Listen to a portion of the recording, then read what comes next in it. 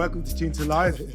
And today we're going to be talking about something in the recent news that really made me think. 'Cause I've been doing some research on this as well. You know, and I like cars. I'm a bit of a petrol head. I like cars, and I know with this situation with net zero No, and trying yes, to do yes, greenhouse yes, effects yes. and whatever it is, it's a bit of an issue. But Yes. I am one of those diehard petrol heads, Yeah. and but I know there is this parallel ideology Mm. that goes with taxation, right? Because the government's hungry for money, local council hungry for Oh, money. yeah. So lot lobbying groups are pushing for higher taxes on Mm. SUVs. That's right. Yep. And this time, and although over the years, cars have become cleaner and cleaner and Yes, cleaner. that's what they are. Yeah. And there's one thing I want to talk about there, but we'll talk about other things first. Yeah. Is that there's this sort of witch hunt again on SUVs, yeah. Chelsea tractors. Chelsea tractors. I said And actually. Yeah. SUVs are so much cleaner than what they were. Definitely. Granted, a long way needs to. Yeah. To be There's a long way to go, Yeah. but Yeah. Definitely. there's this, and what they're saying is they're too heavy, and they're damaging the roads. Now, what a weak statement!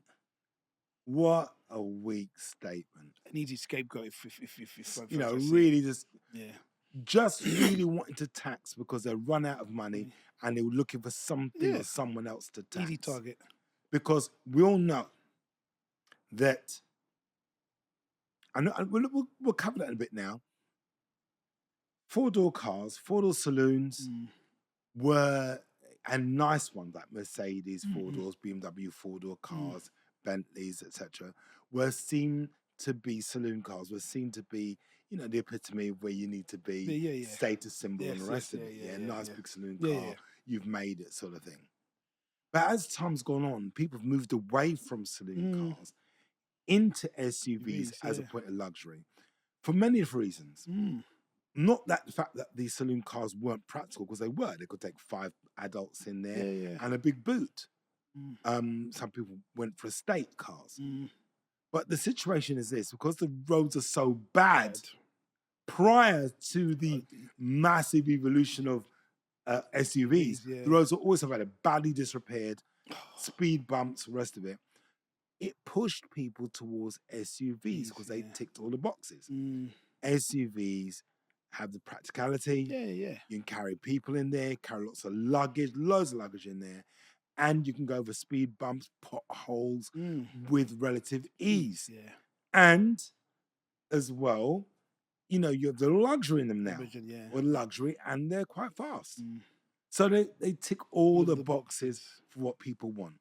And on top of that, guys love SUVs, but women love SUVs just as much, if not more. Well, listen, I come from a household full of women, okay? So my mum, who's over 70, retired, okay?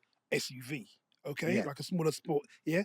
She said, and I spoke to her, she said, Mo, a crossover. A crossover. And she said to me, oh, you know, I like it because it's higher up. I feel more safe. Yeah, exactly. You know what I mean? Secure, comfort. And also, you know, she has the grandchildren in the car, so she looks after them. Exactly. So it's a bigger cabin space for the child seats. Yeah. So all of those kind of things. Much more in there. Definitely. Very without practical. Without a doubt. And so I've got 3 other sisters, all with SUVs. All of SUVs. Yes. So, you know, it's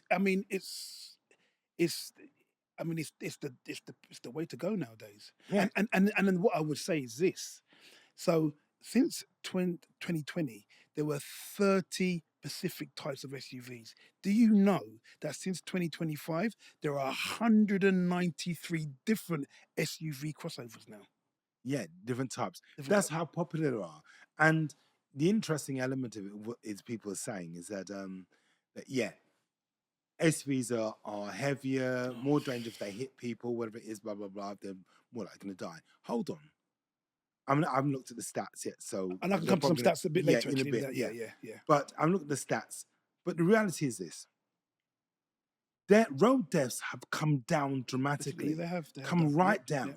Now, when they were at the height, there wasn't that many SUVs on the road. That's right, yeah. Yeah? Now there are more More SUVs, SUVs, that's right. and cars have more driver aids. That's right. That's right. Safety So it's a aspects, yeah. combination, more safety Yeah, that's right. features. Yeah. People are probably driving a little more carefully Definitely, yeah. now. Speed limits have gone down.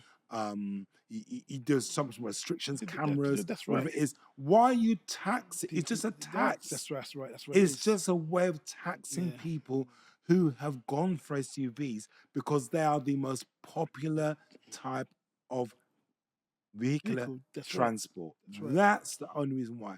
And it's just so sad because people are already under pressure. Sure, that's right. Yeah. They're already under pressure. If you tax, and they said, oh, we're not going to tax the we're not going to tax the SUVs that are not as Yeah, okay. pollutant. Yeah. So what are you going to tax? What are you going to tax?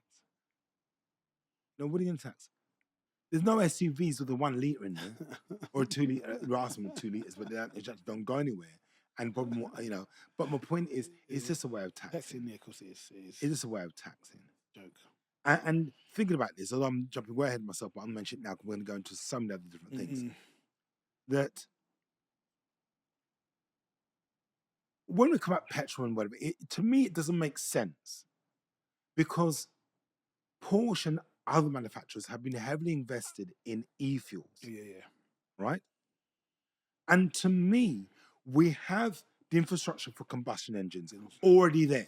Petrol stations, this, that, the other, whatever it is. So as an interim, wouldn't it make sense just to get everybody over to e-fuels? Right? Get everybody over e-fuels. Cut, emissions by 50, 60, 70%. Just like that. It's like a pivot, isn't it? Before you get to where you want to get to. Yeah, just like that. Yeah. Wouldn't it make sense just to do that? Get everybody over to e-fuels and then work towards finding a more efficient battery production, because at the minute, we're not even starting on that yet, as there's an issue there. Yeah? Why? I mean, the take-up alone, right, on battery-powered cars, I know we're sort of slightly off, but is a point, has been almost catastrophic. Almost catastrophic. Because look what happened with Porsche and Taycan. Yeah. The price alone. I mean, there are some other things I want to get into as we're going with this, but there's so many issues. But the main thing is about SUVs damaging the road. Oh, that's right. So give some stats about the weights of these cars. Okay, the weights of these cars. Okay, so I'm just going to get into that right. So yes.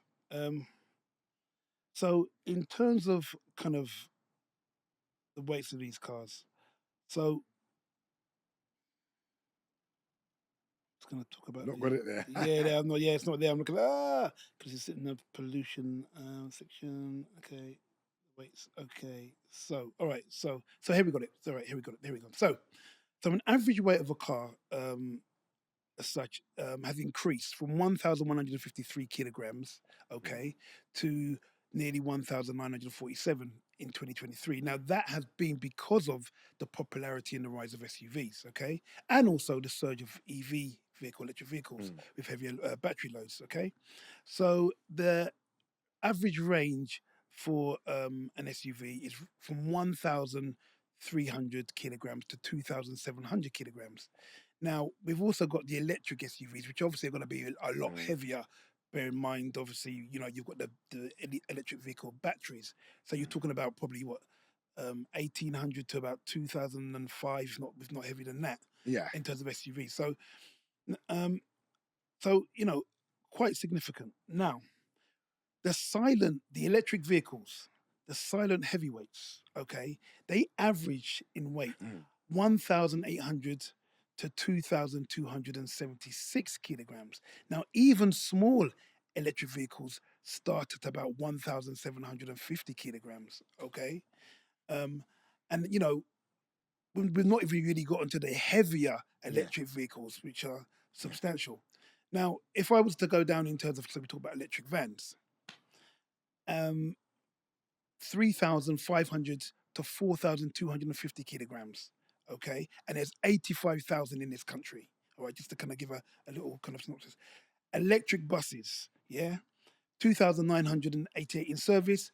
Single decker buses, and I was flabbergasted when I saw this. In tons, yeah. Gone. What is it?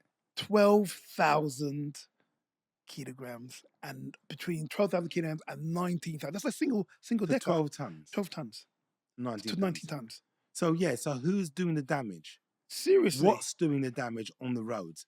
And if you have LTNs, which is low traffic neighborhoods, as well, where you can't cut round the back and you're all on the main roads all the time, going one route all the time, obviously you're putting more stress on that route, on that road, with major lorries Seriously. on there. What are they talking about? Well, I know. And as well, let's look at lorries, right? Or let's look at lorries that give me a second. Lorries that have electric and batteries. Batteries, yeah. Hold on, let's have a look at it. Yeah. Because on, yeah. to come in with the energy. So this is the thing.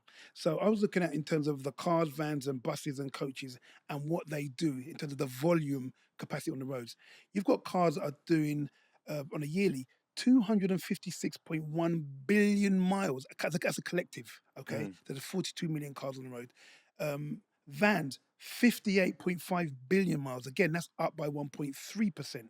Buses and coaches 2 billion miles, up by 1.7%. Lorries, which is down by 2%, but 16 billion miles. And you're looking at that traffic and that volume on the road. That's gonna take its toll. Yeah, exactly. So you when you think about it, all in all is a combination. So them singling out SUVs doesn't make any sense. That's just like it doesn't make any sense. Crazy. Even if they turn around and said, well, it's a combination of all the cars on the road, a combination of all the SUVs on the road. No, because here we are, a Scania hybrid. Okay, yeah. Is already going to be 12 tons around that, plus 750 kilograms alone for the battery. Yeah. Jeez. So then you have 7.5 tons plus the battery. So these lorries and things are even heavier than what people would want to understand. So it's really stupid. Is now let me just give you something here. Okay, right? okay, go on. Yeah, you know, and read this. Again, I'm going off track slightly, guys, but stay with me. Okay. Because it's just to show you that some electric vehicles aren't doing as well. Okay. Now, Porsche, fantastic make. Yeah. Fantastic make. Love them. Right? But here we go. Right? Now, I've looked at the Porsche Taycan because that's come as an interest. Yeah. You've got a brand new Porsche Taycan 4S, right? Yeah. And it's a Performance Plus, brand new, £129, 990. Some are 129. That's most expensive. 2025. Okay. Brand new. Okay. Right? That's what they retail at then, yeah, roughly. Understood? Yeah. Okay. Brand new. Right? Now, check this out. There's another one, brand new, at 101,000. Okay. A 30 grand difference. Right? Brand new. There's another one here, 2025. 99,000. Again, that's 30 grand difference. Yeah. Right? Still 2025. Yeah. Right? Now, 2020, hold on, let's look at. Yeah. 2024, 91,000. That's last year, just last year. Wow. That's 40 grand. That's 40 grand now. Wow. Right? Now, let's go further down the food chain. Right? 2023. Okay. 2023, 70 grand. Jeez. So 130, 70 grand. Wow. Grand loss. Wow. In 1 year. Right? Now, let's go. Think about this, right? let's call it 130 grand, right? Okay, yep. 130,000. And we're going to minus, comes a decent year. Let's say we come down to 2022, 3 years old, Okay. right? 3 years old. 50 grand. So in 3 years, it's lost £80,000 in 3 years, right? And now if you go to 2020, right? Remember 130,000? 5 years old is at 43,000. 87 grand. It starts to slow down. £87,000. And the cheapest one I have here, 2021, right? 2021, 4 years old. Remember, it's 130 grand, new. Yeah. You don't believe this? Go on. You don't believe this? Go This is on. just mad. Go on. 130 grand, Taycan 4S. Yeah. 2021, right now for sale, lower price, £34,000. So in 4 years, you've lost £96,000.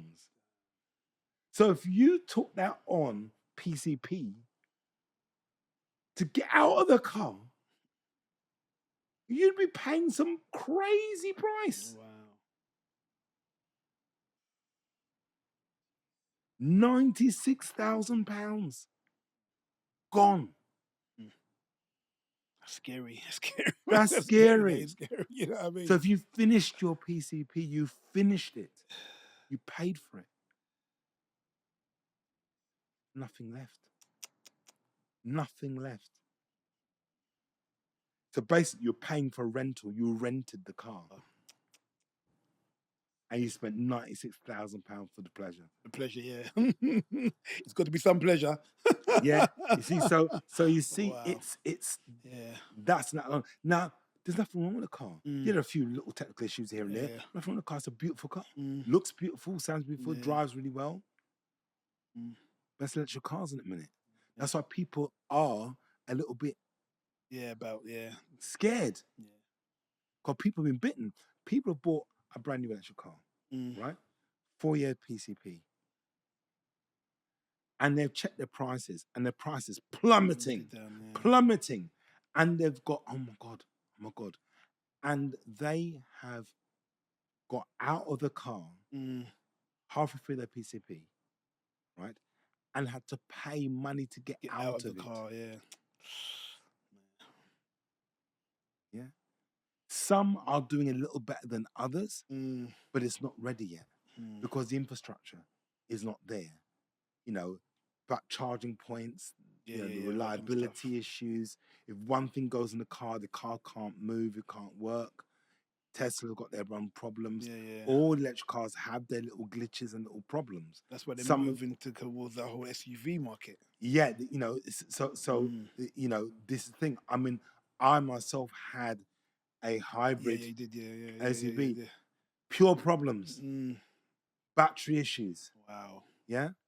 When I found out how much it costs to replace that battery, I said, bye-bye. I thought, wow. You got to go. You see, because realistically, if it's look, reality, if you have a nice car and it's a hybrid. Yeah. And it's not hybrid, it says a petrol car. Okay. And it could be any one of the major manufacturers. There could be a small little issue here and there. You might take that to your local garage who's a good guy to have a look at it for you. And it could be a small fix. Yeah. Pay him £100, £200, small fix, yeah. rather than paying £600. Yes, that's right. Yeah, That's just right. a small fix. But you're going to get it serviced at the main dealer. That's right, yeah. And big jobs at the main dealer. But small little things you might take to with an electric car, you can't do that. The luxury there has to go back to the manufacturer. Yeah. And I've heard horror stories like this, where people have had electric cars or SUVs, whatever it is, and there's a problem with the battery, right? And the battery is not charging well. You know, they charge it up full Okay. and then loses charge, Mm. half the charge in no time. Yeah, so not getting the range. So they've checked it here, checked it there, blah, blah, blah, blah, blah. Found out that the battery's not working properly. Okay. Right? So there's now a big battle with the manufacturer about replacing the batteries. Yeah? If the battery is so many years old, they're often reluctant to do it. It's because of an argument. Yes, that's right. Yeah? Yeah. Now, let's say that you're unfortunate. You see a car. A friend of mine was looking at a car. Mm. The car was probably about, I think it was 7 years old. Okay. Nice car. Thinking, oh, yeah, I'm going to get that. It's hybrid. Mm. I said to him, be careful, you know, because your warranty may not cover it. I said, it'll be all right. Should be fine. So what he did, went to an independent site and put the details of the car in and tried to see if he could get a quote for the warranty. He said, we can't cover your car. Wow. There's no warranty value for your car. He went to one place and they would cover it. Okay. It would cover his car. They would cover his car. So then I said, oh, he goes, see, I told you. Because no, call them up. Ring them. Yeah. So I called them and said, would you cover my car? I'm going to buy this car. Would you cover it? Yeah. And he went and he said, oh, no, we'll cover your car, but we're not going to cover your battery. Wow.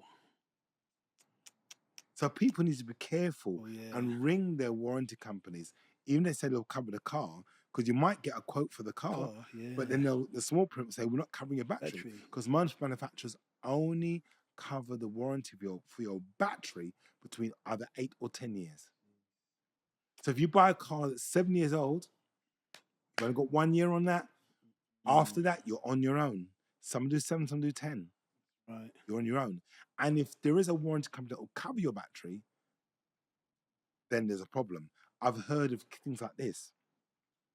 I've heard of people, their battery has got an issue.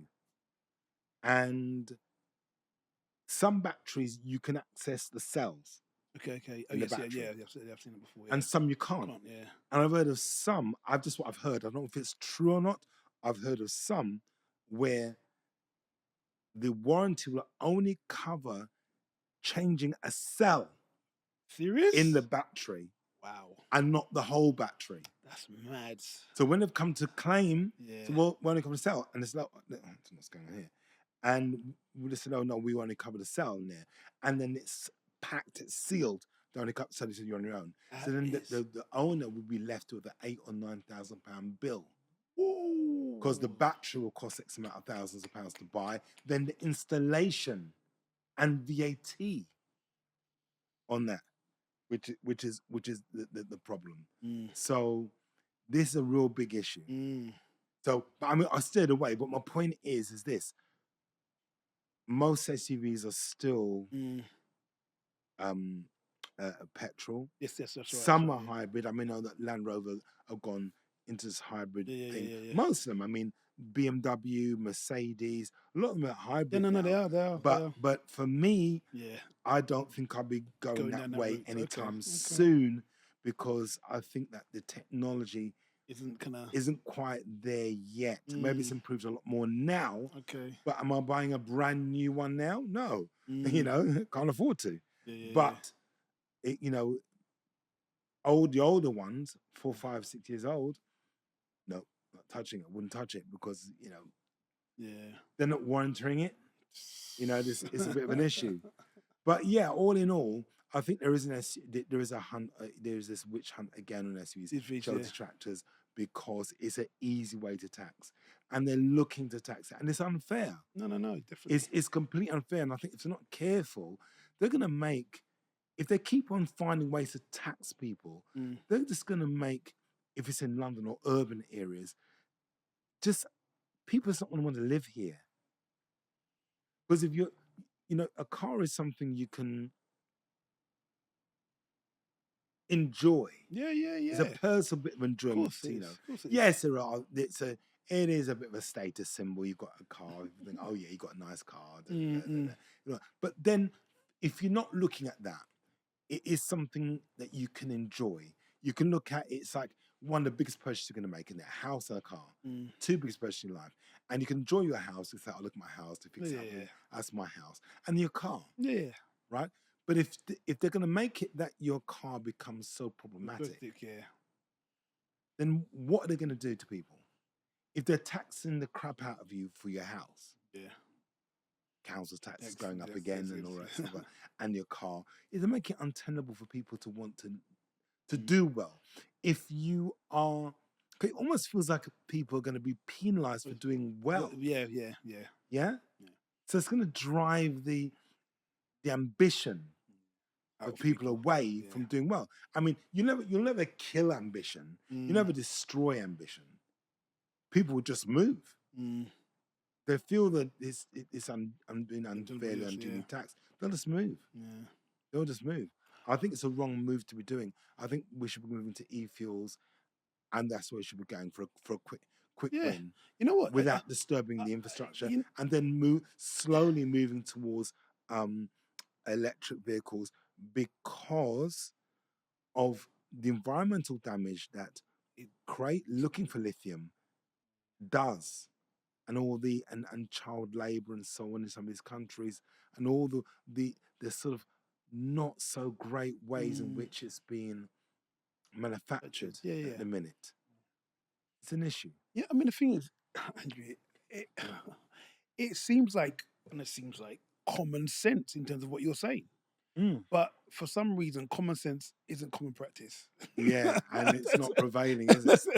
You know, that's the problem. I mean, I don't know. Maybe there's something I'm missing. Maybe I'm missing something. You know, a big issue. But I think that e-fuels is the way to go. No. I mean, they're not looking at it, but potentially, some manufacturers are talking about hydrogen. Yes, I've heard. Hydrogen. So because they said that there isn't enough lithium in the world to sustain a huge transfer from combustion to. So, you know, they're going to run into a brick wall, and everybody be stuck with the electric cars, and then it's not really working. You know what I was thinking about, especially in terms of kind of SUVs, looking at kind of the emissions and the kind of data on that, and you know, I was looking at information, and they were saying that so the total emission in cars per se was 60.2 million tons. Okay, CO2. Yeah, and CO2. Now, I was looking at this and I was thinking, okay, so the domestic transport sector, if you're obviously including cars, accounted for 29.1% of all greenhouse gases emissions in UK. Now, obviously, so you've got to include obviously SUVs, you know, petrol, diesel cars, everything. The whole bit goes into it. Okay, so it's not clearly disproportionate. Manufacturing okay, but what I was looking at is then let's have a look at other industrial areas and other polluters and see what's kind of going on in them sectors. So I looked at Drax Power Station. Okay, now this is one power station. This is one power station. Okay, and it's obviously up in Yorkshire. It's a government subsidised bioenergy plant that burns wood. Okay, emits 12.1 million tons of CO2 each year. And that's just one place. That's just one place. So check this out. I mean, it does more than 4 largest UK fossil fuels combined together in terms of CO2, which is massive. And it says that it emits more than countries like Afghanistan, Estonia, and Zimbabwe. So this is on some levels, and and they're going after cars. It's just crazy. So, because people don't really know. People aren't really aware of the stats, and so therefore they can get, you know, sidetracked into thinking that's the enemy. That's the way it is. They're guilty. I mean, it's sad, really. It's sad, really. But it's certainly, I think it's harder for certain bodies to hide the truth now and to lead people down the path because of social media. Social media is uncovering a lot of truths. And even though people are a little bit more concerned, because you know, I think there's some people some petrolheads that talk about cars, and they're very careful when they talk about, you know, electric and petrol and this, because that's what they do, and they want to get cars to review. And so they don't want to upset the apple cart. So I understand that. But I don't review cars. and They'll call it out, really. you just call it out for what it is. It doesn't make sense. And while we're on the subject, we've got situations. Yeah, I just want. Let me just finish. Let me finish. Go it. on, I want to mention. Yeah. So basically, what I also what to add was this. So the government and the EU label Drex as a carbon neutral. Okay, because check this out: trees that are burnt are assumed to be replanted. Okay, offsetting emissions. Now, if you think about that, you're just like, hold on a second, that doesn't even make any sense. But anyway, I'm gonna come on and that will Why? make sense in a minute. Okay, I'm gonna explain why in a minute. So there are tax implications in relation to this because carbon neutral classification allows Drax to avoid carbon taxes and qualifies for public subsidies as biomass is treated as a renewable energy source. So you can see, and you think to yourself, well, hold on a second. So you're getting rid of trees and you're saying then you're planting new trees. And then you're saying And the cycle for that is how, like 100 years? 100 plus years? Yeah. Well, I mean, so in terms of the trees, I think we're talking about from 20 to about 100 or 150 years for for 20, 30 years. It's madness. It's crazy. It's crazy, yeah. And check this out. Drax burns 27 million trees worth of wood pellets annually each year. Okay, and as I said, as you just said, 20 to 150 years for a tree cycle to kind of come into into play. So actually, it's a false economy. So basically, large scale evidence shows that it's not carbon neutral. Okay, replanting takes decades to reabsorb the carbon emissions. Also, you've got the transportation issues because obviously it's founded in Canada and US, so obviously massive carbon footprint. And scientists are saying that actually, really, this is as bad as coal. It's really bad. Now, the other kicker is this. This is the other kicker that in terms of reviewing the situation that it stands at the moment, so the Drax current, say, license or kind of situation at the moment, it's 2027 to 2035. It's set to be renewed, okay, to extend that at a cost of £11.5 billion, of which £14 per year will be coming out of households, but out of households' pockets. And you're just like, hold on a sec, is this really making sense? You know? Yeah, well, a lot of things happen, and we aren't really party to that conversation because we're not told. It doesn't come on the media, it doesn't come on the news unless we research. And how many people are going to research this thing and look at it? And if they do, it all, they just tell you one thing, do something else on the other side.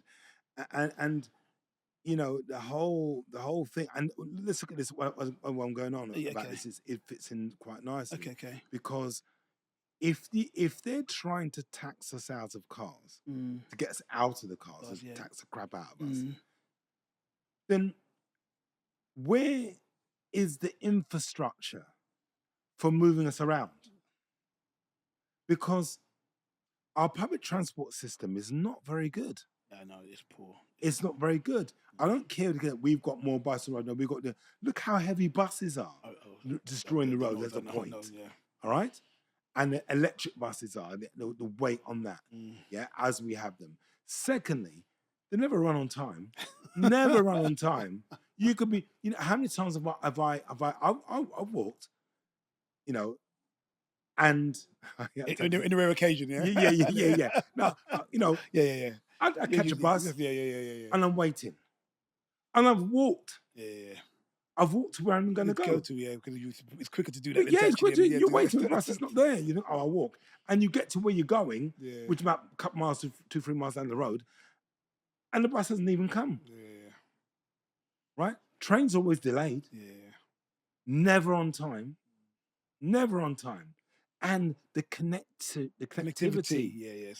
So if you are at one place here, you think, right, I need to get to this destination. How am I going to get there? You got to walk.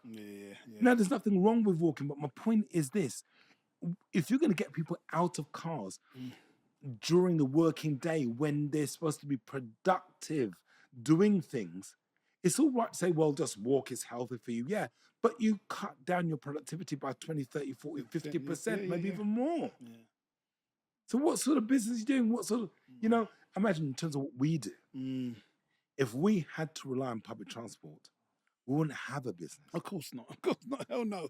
You have to rely on it. You wouldn't see anybody. Mm, Because it's never running on time. You'd be, yeah. it wouldn't work. Yeah. So we say, well, get a cycle. No, because the clients are not next Yes, to each they're other. that's They're right. That's miles right. apart. That's right. That's right. It would never work. It would never work. And I don't think they have no real intentions of really tax us out of cars. I think that they know, and my feeling is that they know that the infrastructure is not great, Mm, and that they know we need cars, and therefore will tax you even more so because you need them. okay, so we actually, so it's So I enough. don't know you need to breathe. Yes, that's you need it. air, Yeah. so I'll tax you for Yes, breathing. yes, You yeah. can't not breathe. Yes, yeah. So therefore, you have to pay the tax. That's what I believe is going on.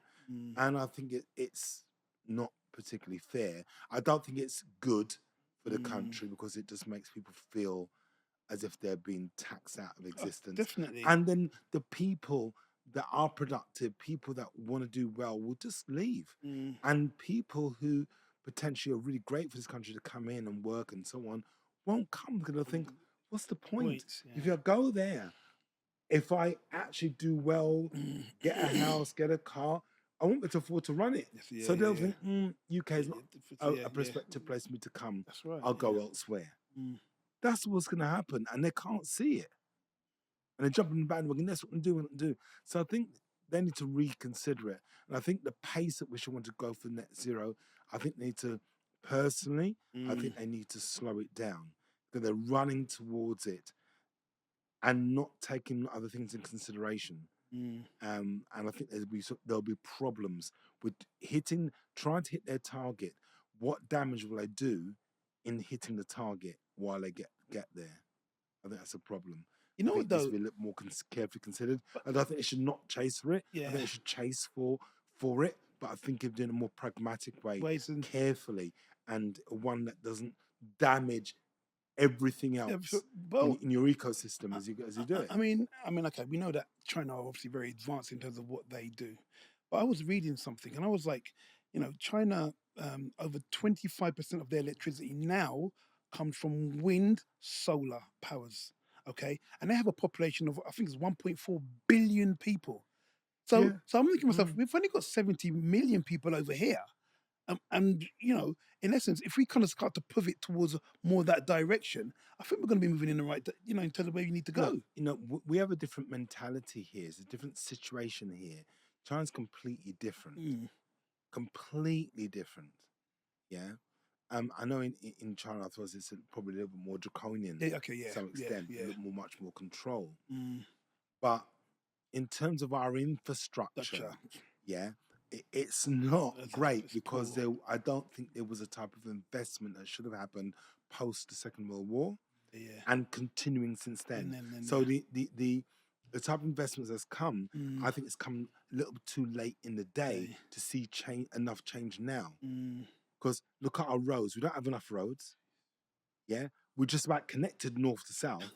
You got the M1 and the A1, right, and M40.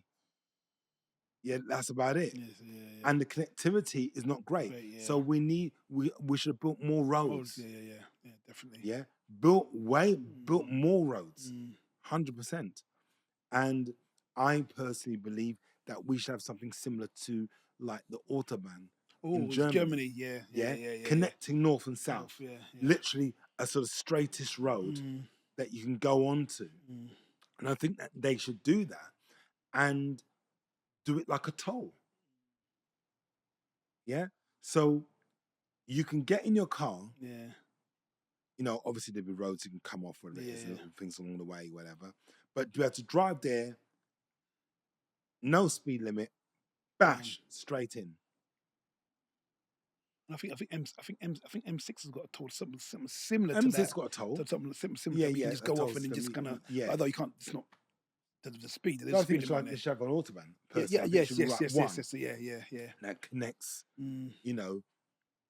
north south, and I think that connects east to west, right over from like Norfolk or around there, right way across to say Wales. Okay. That I think would help. Maybe people saying I'm mad or whatever, but I think that would help. That would help in terms of transport and so on, whatever. But I think that UK should do better rather than what they're doing, and um, to me it just seems backward. My personal opinion is this: is that we have some archaic ways of thinking that belong to an era that was 50, 60 years ago. Yeah. And that thinking needs to be eradicated and destroyed into what is needed now in the 21st century, into this time. Yeah. That's on the same level as, say, what China's doing, what other countries are doing. We need to change our way we do things into that way of existence, because everything's just old-fashioned and it just doesn't work. It just doesn't work. Our taxation, the way our transport, the way we do everything, tax. It's not working. To get the type of growth they're talking about, they're saying, "Oh, we need to do this, and we're going to tax here to get money." That system just isn't working, because as they do what they're doing, it just makes people feel, "Oh my God, there's too much." It's forcing people to look at other opportunities elsewhere. And that's what's happening. And that's a real concern. And there is also a narrative that when people start talking about the problems that we have, other people start saying, "Oh, you're talking Britain down." As you mustn't say what we should look at. Just keep going with the same old narrative and ignore it. Ignore all the things, to keep going with the same narrative, even though it's not working. And I think that's so wrong. It's so wrong. It's so narrow. We need to look at other things. We need to say, well, okay, does this work? Not really well. What else? And look at other models that are working. Other models that are working. Yeah. And should we be looking at other things? Should we be exploring other ways? Is there a better system that's going to create growth and create the jobs and create stuff? Because everything seems to be short-lived. We'll do that as we get more jobs. Short term. Like a plaster on it. That'll do. That'll do. And things aren't sort of getting better. But that's my little gripe with all that, and whether we see that as being something that would work. But I think there's this with the witch hunt again, and we'll probably find that taxes will go up on SUVs, and they're going to tax this and tax that. And like I said, I think people are just going to get fed up. And I don't know if that's the plan, where they want people to get fed up and move out. I don't know what. I don't know what it is, but it doesn't make sense to me. And you know, another thing I was thinking about the other day, actually, I was looking at the roads, and I was thinking, so obviously people want to feel comfortable and protected in their cars. And I think probably SUVs are the epitome of that, aren't they? In terms of I've had several SUVs, and to be fair, I mean, for me personally, SUVs are nice. I'm not an SUV guy. I know what you're saying. I'm not an SUV guy. I'm really, I'm more of a sports, but sports cars. I like that. I'm not an SUV guy, really. In my heart, so some people love it, but not really, not me. But when I get into a sports car, I think, oh yeah, great, I just love it. Can move around, nippy and in and out, whatever it is. Probably since the carrots were just nippy fast in there. But then when you're SUV, I kid you not, you can see what the attraction is. You go and have a speed bumps. It's not. You don't even think about speed bumps. The potholes you're not really worried about so much. Yeah, it's comfortable. The only problem is parking that can be a little bit problematic. But other than that, it's the comfort levels. And I think there's something also about your driving position being, let's say, an authority elevated on the road. Elevated, you know what I mean? You can see more and stuff like that. Yeah, and it's funny actually, because I was thinking to myself the other day. I saw, and I think to myself, okay, so if people are feeling more comfortable in these type of vehicles, does that mean in terms of their behaviour? Now, I'm not saying you cannot say a blanket statement. Oh, people that drive SUVs, they're more safer than everybody else. You can't say that. But what I'm thinking is this: if you're more secure in a vehicle, and I think this can swing two ways. If you're more secure in a vehicle, then are you more relaxed, and so therefore then more. You could be more observant on the roads in terms of what you're doing, your risk management in terms of what you do, or it could go the other way where you feel so secure and insulated that you obviously can make mistakes. I don't know. I think with the drive rates that are on the cars nowadays, it's not like you can, you got lane keep Give us this assist, is yeah, blind spot yeah, assist, yeah, you've got pedestrian, yeah. where pedestrian steps in front of you, You can stops top, for it. yeah, I yeah, had that on a car, I was driving this car once, yeah, yeah. and it noticed the pedestrian just stepping out in front of me, and I didn't see him. Oh wow. He just literally just stepped out from nowhere. He was coming from a side road, Okay. street, Mm, and literally just ran in front of the car. Why I don't know. okay. He just ran. And I didn't see him because I'm looking. He came from the side here, just ran in. It can happen. Yeah. And the car, Oh bang! wow. Stopped. Jeez. I thought I'd hit somebody Oh wow. Jeez. because the abruptness of the car, boom! Oh wow. I was like, my heart was going, Oh my and I realized that he'd stepped into the road, roads. Ah. and the car stopped immediately. Oh, wow. And then he jumped back onto the pavement. I thought, what are you doing? But So what I was thinking is this then. so the drive rates work is my point. Oh yeah, no, They yeah, work. they work. No. So I don't think Yeah. that's the case. I But think the argument they're making Yeah. is weak. Good week. So what I was thinking is this then actually. So if you take it from the other angle that because I thought myself, I saw the other day, so there's this lady, and she was approaching a roundabout, and I could see that she wasn't comfortable in the car in terms of driving in the car. There's clearly she wasn't. And there was somebody behind her, okay? And what happened is that when she approached the roundabout, she stopped. Now she could have quite easily went, but she chose not to. Okay. Yeah. So she held back. Yeah. And then obviously time has gone by. She could have went, she didn't go. Right. So the guy or the person behind her, he's now bibbed this horn to say, express his frustration, like, why ain't she moving? Yeah. So therefore, she's now also in a panic. Anxiety kicks in and she's like, oh my gosh, I've got to make a move. So what does she do? A car's approaching, coming around the roundabout. She then decides to put her foot down and go out, right? And I'm thinking, oh my God, an accident waiting to happen. Yeah. But I suppose my point is this, I suppose, is that if you've got people that are less comfortable in their cars and they're more kind of defensive type of drivers, if that makes sense, more kind of vulnerable behind the wheels, are they more than exposed to be making those types of mistakes? And as a result, yeah, I mean, you do see that on the road. You see all sorts, don't you? You see defensive drivers, which are personally, I feel, are dangerous. Danger, definitely. Because they're constantly hitting the brake, bang, Yeah, bang. yes. They're over-exaggerating, Yeah. Something coming in. They swing that way, swing that way. Yeah. And you can see they're nervous drivers and they don't feel comfortable on the road. You can see that they are getting to the destination because they have to. Yeah, they don't even like driving. That's right, definitely. And that, to me, is dangerous. Then you do find some people, the aggressive drivers, that actually just push out everywhere, speeding everywhere, doing, and that is dangerous as well. So I think you've got the two sides. But for the most part, most people are okay. Yeah. Most people are okay. I would say personally. Yeah. I think driving habits have changed significantly.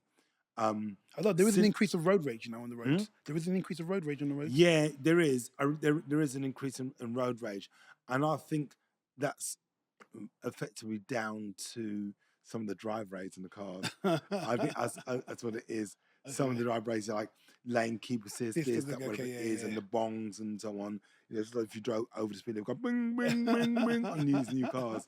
So that can be a bit annoying. But for me, if you're driving, I mean, driving the roads anyway. I mean, to me personally, in some of the roads in London, they've put speeds on 20 miles an hour, which I don't see any point. I agree. Because you can't go faster anyway. Yes. So there's no point in putting the speed limit. I mean, when it used to be 30 miles an hour, how often were you able to travel at 30 miles an hour? Yeah. And even at 21-hour zone, People are still doing 25, I don't know, yeah. which is what they were doing before. Yeah. Yeah. So it didn't really make It's much just different, sense. yeah. It's a bit stupid. And but I don't know. That's my point. But they'll argue the fact that it's safer, there's been less accidents and so on or whatever. But I think I'm making roads narrower. Putting these cycle lanes that don't get used, and the cyclists don't even like the cycle lanes because they said the cycle lanes are dangerous. So what's the point? That's billions that's wasted. Because I see cycle lanes empty. They're on a road that's narrower. Yeah, so anyway, that doesn't make sense to me. But I think everything needs to, in terms of transport here, there are some issues. Things need to change. It's not really going the way in which I think they would like it to go. But I think there's something else. The agenda. Maybe it's a conspiracy, whatever, who knows, but I don't know. I think there's some issues there. But I think we're sort of coming to the end of that one in that sense. And we're going to leave it there, guys. I hope you find it interesting. And I don't know whether you like cars, you may dislike cars, you may hate cars. But if you like SUVs, I mean, I like cars, not anti-cars at all. And yeah, SUVs are nice. I'm not a big SUV. I like SUVs, don't get me wrong, I like them, but I'm not big on it. Would I get another one? Maybe. But I'm not, it's not really my thing. Yeah. For me personally, I like the spaciousness. Obviously, the spaciousness is nice. So the cabin space is a nice thing for me personally. And I think that sometimes what I do miss is the fact that you don't have to really worry about the potholes and the sleeping policemen, the bumps in the road, all those things that makes the whole thing just not nice. Every bumps over the speed bumps, then you have potholes. You have speed bumps, go over, then pothole, constantly. It's just, it's not very nice. No. But SUVs iron that out. Definitely do. That's the thing. They're a straightener. They iron that out. Yeah, they definitely do. But anyway, on that note, we're going to leave it there, and we'll hopefully find it interesting. Hopefully, make you think about if you drive, what car you're going to get next, or if you like it or not, whatever. And let's see what happens. Let's see what the government will do in terms of, or local authorities will do in terms of that. But hey, don't think it'd be great because they're strapped for cash. Anyway, until next week, take care. See you soon. Bye-bye. Bye-bye.